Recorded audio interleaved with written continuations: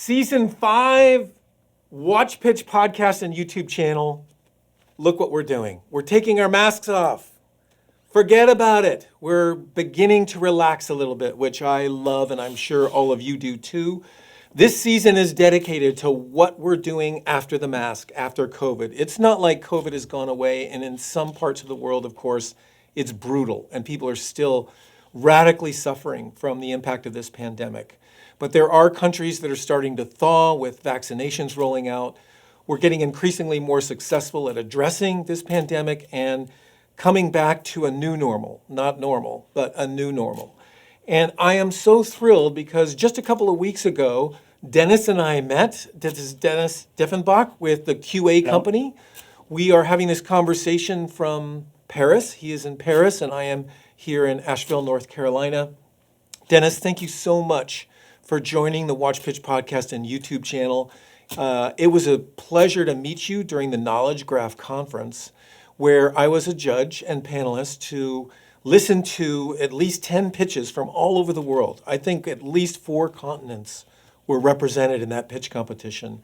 And Dennis was the winner of that pitch competition. And we were so inspired by both his story and his use of Knowledge Graph technology.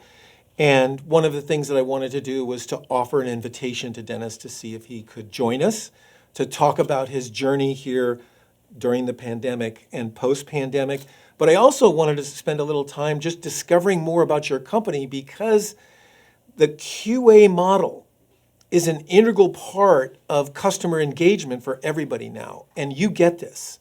And this is not only at the scrappy startup level in terms of having some, like a chat box or some way to ask questions and get feedback, but we're also looking, of course, for much higher level organizations like the European Commission, and I'll let you say a little bit more about that, who are also trying to engage their members so that we can all be much more responsive to our constituents, to the people we're serving, and of course, ultimately, to the world itself in terms of just getting better at serving better solutions for the future. So, Dennis, I know it was a long-winded introduction, but I'm really excited about both this season 5 launch for the WatchPitch podcast and YouTube channel, but also to have you on the program. So thank you so much for joining Thank you, us. Trey, for the invitation. It was really some exciting days. So 2 or 3 weeks ago, we just met, and there was this pitch,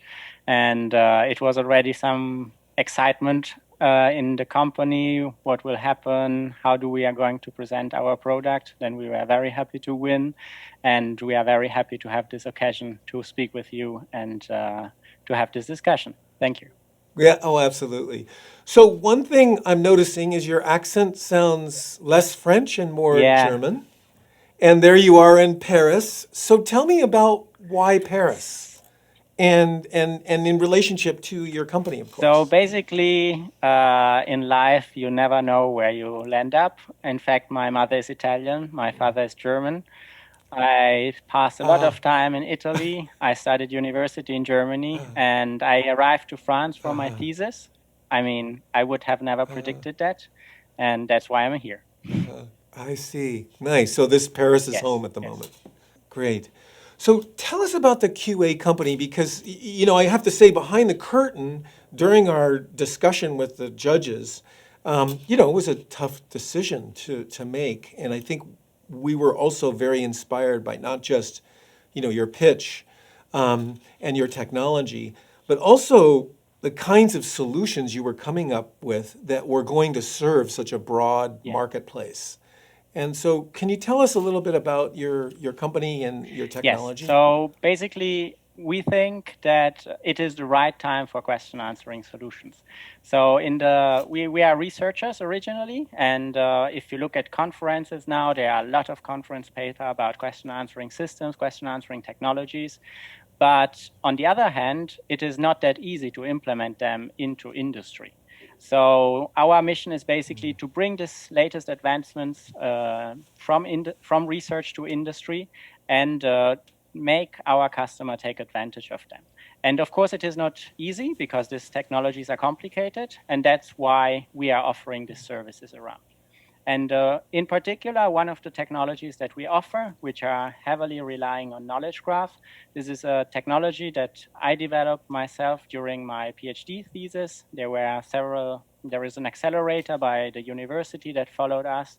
And so we arrived at some point to the Knowledge Graph conference to do this pitch and to present basically what we are doing to you as investors, but also to the customers at the conference. And basically, our main offer of our knowledge graph is knowledge graphs generally. They are cool, they are happy, they are trendy, but one of the main disadvantages is that they are very back-end technology. So you cannot really see, you cannot really feel them. But if you think of it today, one of the main applications of knowledge graphs are in fact digital assistants. So Google Assistant, Amazon Alexa, and Siri, they all use knowledge graphs for answering the questions that we ask them every day. And but if you are an industry, if you are a company, and you have a knowledge graph today, there is no technological mean basically to apply this exact question answering technology on your knowledge graph. And this is one of the services that we offer.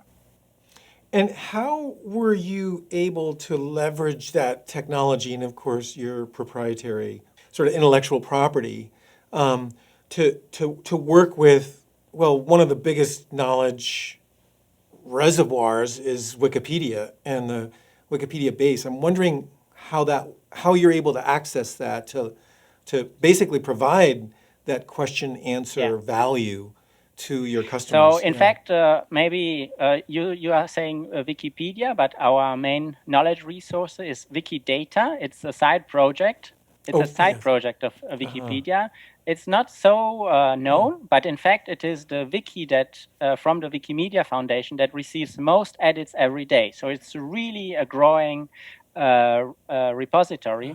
And it is used by these digital assistants, by Siri, Alexa, and Google Assistant. It is used by them to answer the questions that we ask them. And maybe I can tell an anecdote, which is somehow funny. I was at a conference. I know the manager of Wikidata, and she said she woke up a morning and she was reading the newspaper, and she said Siri is replying that the national anthem of South Africa is Despacito. And the journalist was thinking, how is this possible? And then she thought, oh no. And then she went on Wikidata and she checked South Africa, and there was written that the anthem was Despacito. So some editor basically made a mistake in the data. But from there we see how important this data repository is, and how it is used, and why it is so important. Yes, that's for sure. And it's all open source. Yes, it's like Wikipedia. Everyone can go there and edit. And okay, maybe this history that I brought there is a mistake, and you can think, oh, there is data quality issues. But every one of us knows Wikipedia, and we use it every day. And it is so crazy that it works so good. The quality is so good, and everyone relies on this data because it's the gold that we have. I see.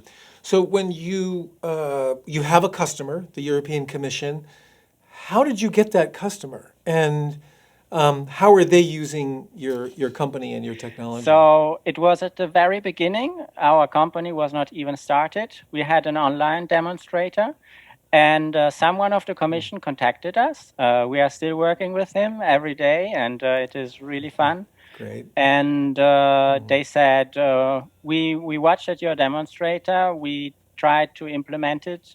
We tried to take the bot and implement it in one of our applications.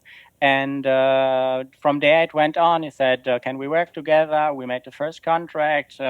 A year passed, we made a second contract, and things evolved. And today basically we set up for them this same infrastructure, which is basically behind Wikidata. We set it up for the European Commission, and we are using to aggregate their data and to answer questions on top of that. So it's a nice story, and we are very happy about it. It's a great story, and I'm very curious how you see they're using that. Are they using it for their members? Are they using it for the European community? Where are those questions coming from? So today, most of the data that is aggregated is data about projects financed by the Commission. And so you can ask questions like, which are projects that are financed in my region? Which is the most expensive project that was financed in my region, of projects about a specific topic? And of course, there are also general information about institutions of the European Commission, head of states, capitals. So general knowledge information, and yes, you can access this data using natural language. Cool. Okay, so let me just take a moment to talk about the pandemic a little bit in terms of how it impacted you and your business. I know that the big picture is that everybody went online, everybody went to screens, and we figured out a way to still do business if you could do business with a screen.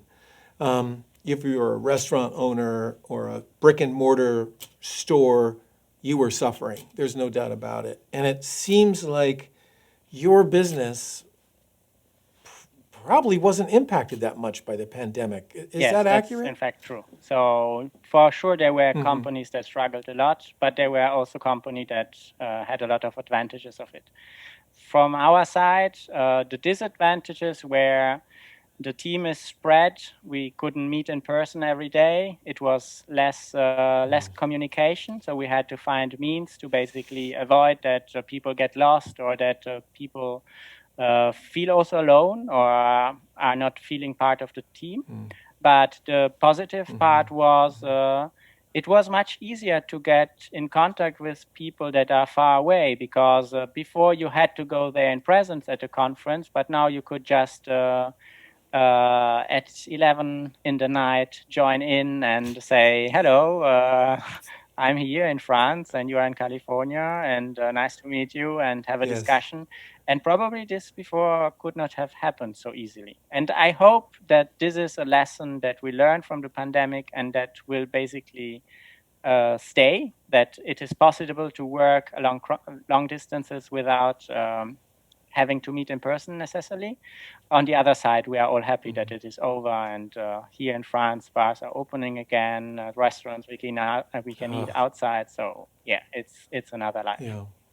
Yes, and I think there is this work-life balance, as they say, where to be effective at what we do, whatever we do, if we're doing it remotely and we're using screens, we still have to go shopping. Everybody does. Everybody, would love to sit down and have a drink or a coffee with friends face to face. And there's a lot of happiness that is, being injected into our whole social consciousness right now, because we are able to see one another.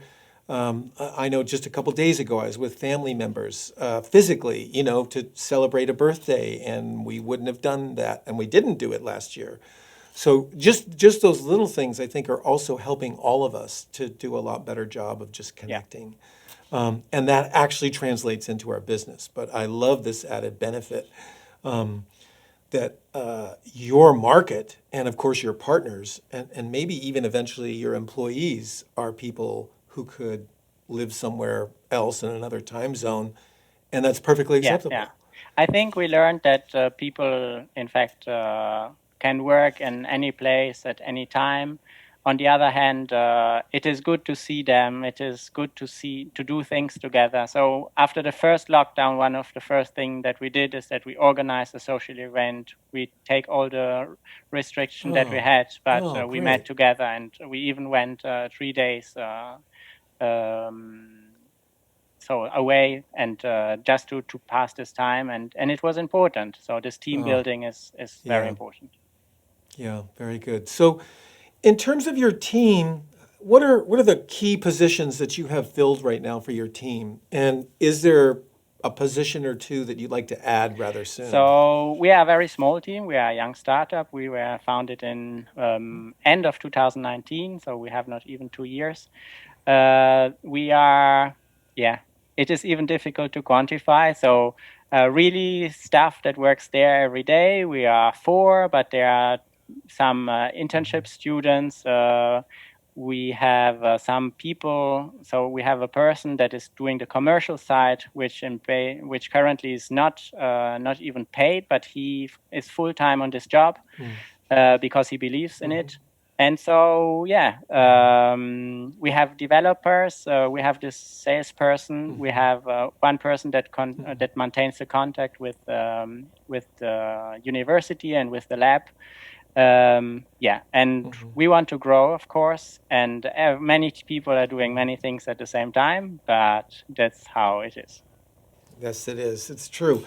Well, now when you look at the next 3 months, what do you see as your primary targets at the moment? So, of course, we have to keep the clients that we have happy.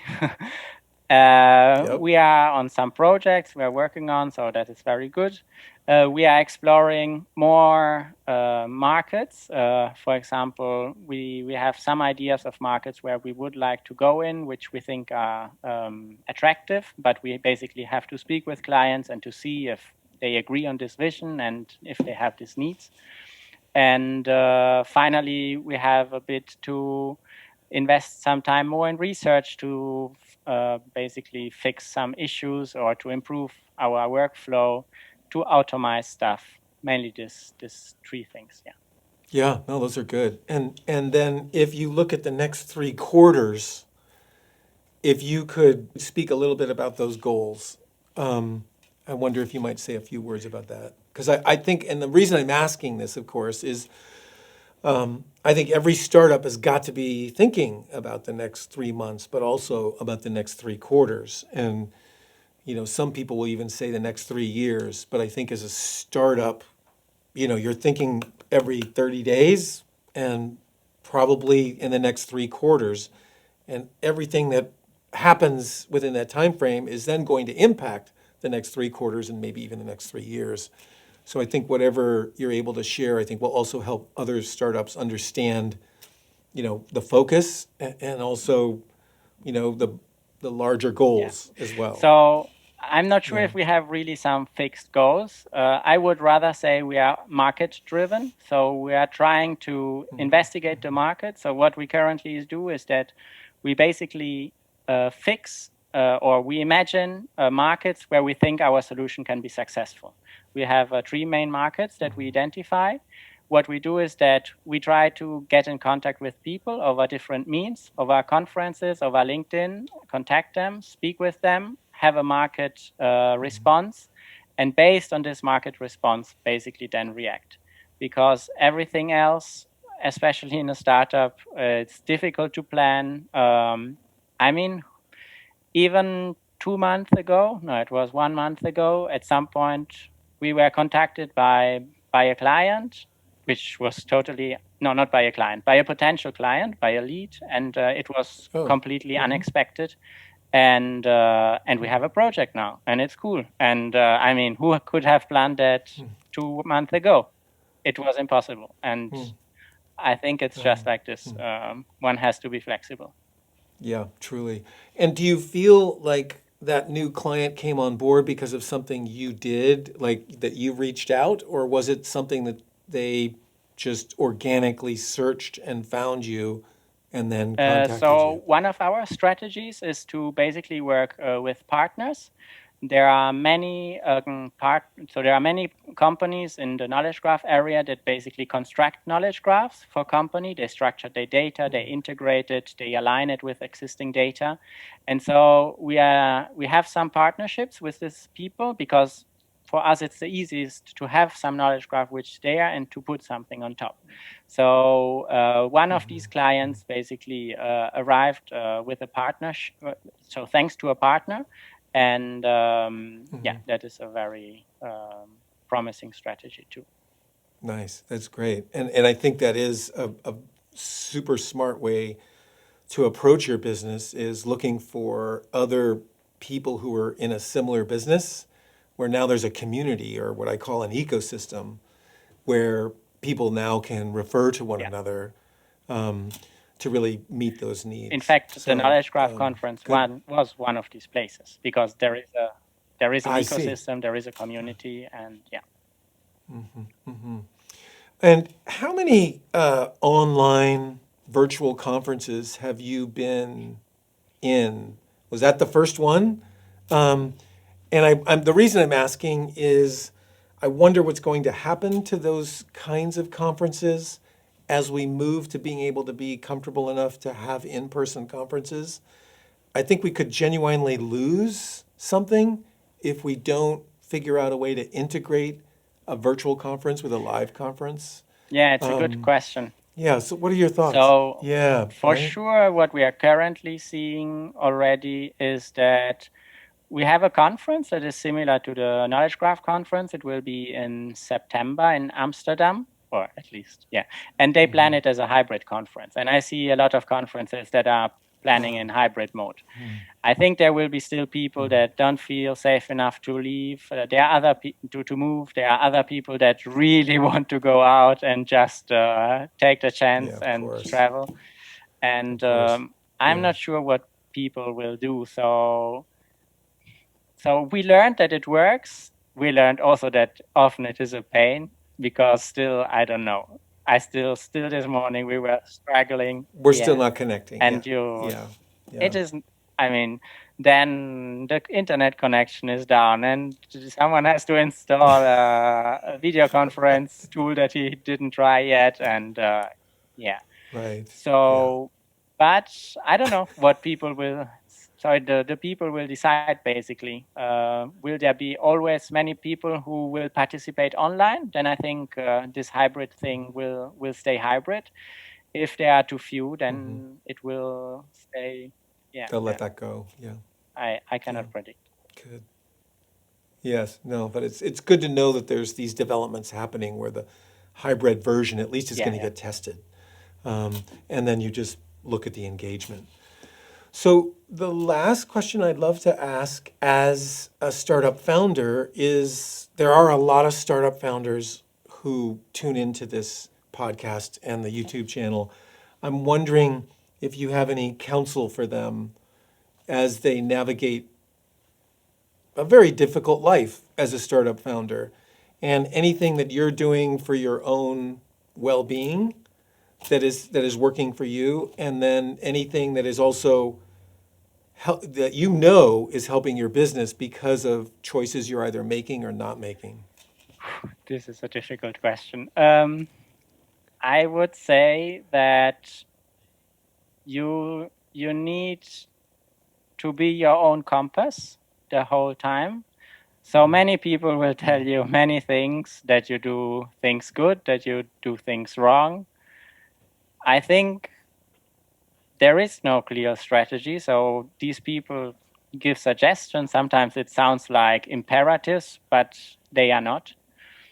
For me, it is important the team with which you work, because it's the people that you work every day, and it's the journey that you do with them. So build a good team, be nice to them, and they will be nice to you.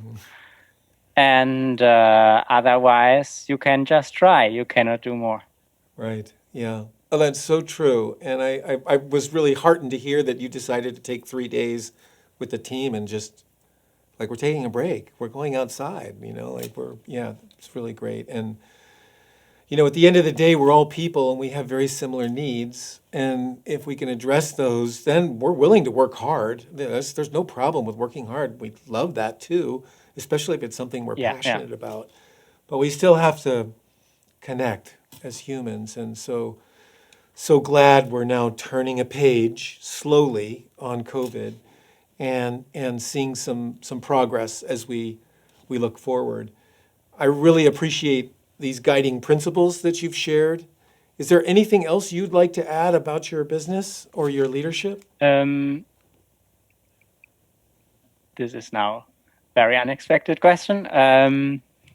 Yeah, that's all right. I mean, you may have something and you may not, but I want to be sure because I'm so happy that you won this competition. It was a difficult decision for the judges, but we really saw the larger imprint that your technology can have. And I think that was exciting to us, and it is what really elevated you in terms of what you're doing. So Thank congratulations you. once again. And I love what you're doing. So I wanted to at least say, if there's anything else, please share Okay, it. maybe since I'm coming more from the technical side, I was a researcher. I met many people who are CEOs, which come from the business side, and they can sometimes scare you because they seem to know a lot what you don't know. But maybe it's not always true. You also know a lot, and everyone has to drive himself through the competencies that he has. So that's an advice that I can give to anyone. Love it. Love it. Yeah, it's very, very universal. Well, Dennis, thank you so much for joining us on the podcast and the YouTube channel. We'll share this with our audience in the next week or two, and I'll follow up with you, of course, after this to work out all the transfer of files and all that kind of thing for sharing this program with our Thank you again. audience. It was a pleasure, and all the Yeah, best, and enjoy the likewise. time after the Yes, pandemics. yes, exactly. Cheers to you. Bye. Bye-bye.